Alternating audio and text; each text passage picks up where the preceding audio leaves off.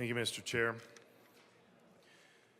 This is State Civic Military Veterans Affairs. I am in that, and wanted to address the fact that part of the bill includes an intimidation concept that if I'm at home and I have a firearm and I open the door of my own house, that I am intimidating somebody that is coming to have some kind of political issue, discussion, solicitation politically or something like that. I am in my own house when that happens. That's as egregious as it can get. So therefore, I move Amendment 007 to HB 1225 and ask for it to be properly displayed. That is a proper motion. Give us a minute to get that displayed. I move it to the committee report. Thank you.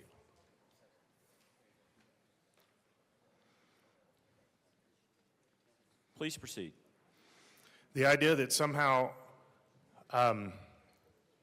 well, let me start at kind of what I would consider first step, that somehow I'm going to know who's on the other side of that door and what their intent is when I open the door, and that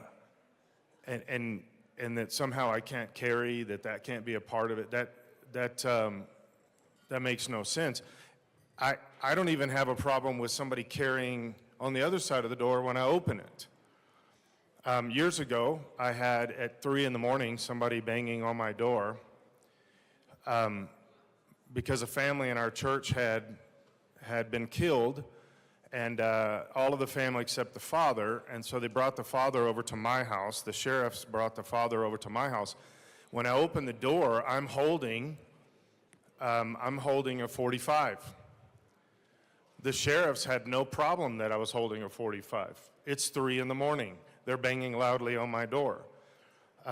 Somehow that you can, these things are becoming so egregious. Now they're telling me what I'm going to do inside my house. They're telling me what I'm doing in my own home. Guys, I've been saying this for a long time, longer than I've been a representative. But this is the intent of these things, is to harass, to control, to manipulate. I am in my own house. And you're saying that this is intimidation when somebody comes up? And like I said, I don't care. They can come up and carry on my front porch. I've seen that happen many times. Doesn't bother me.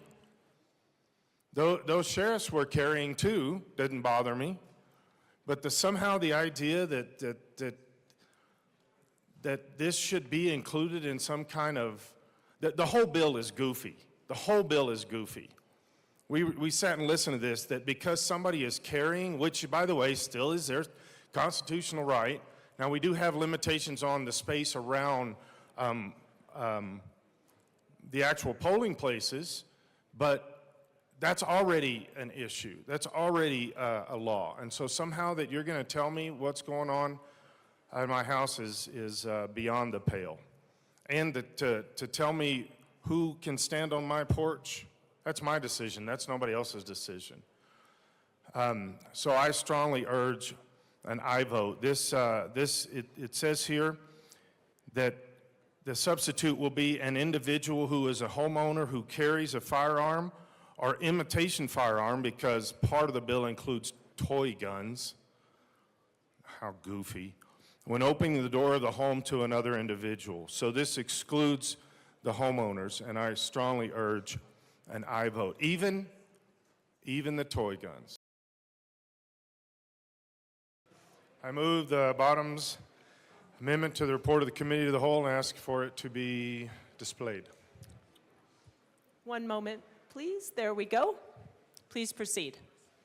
This amendment dealt with a homeowner that opens their front door and now can be sued because they are carrying a firearm in their own home. That is extremely wrong. It's, and I've been warning for 15 years, 20 years, we're going to do this. Eventually, we're going to reach right into the home of the individual and start banning firearms inside the home, and here we go. Here is the first, but I'm sure not the last when this is going to happen. And so I urge an aye vote on this to stop this kind of unconstitutional behavior. Representative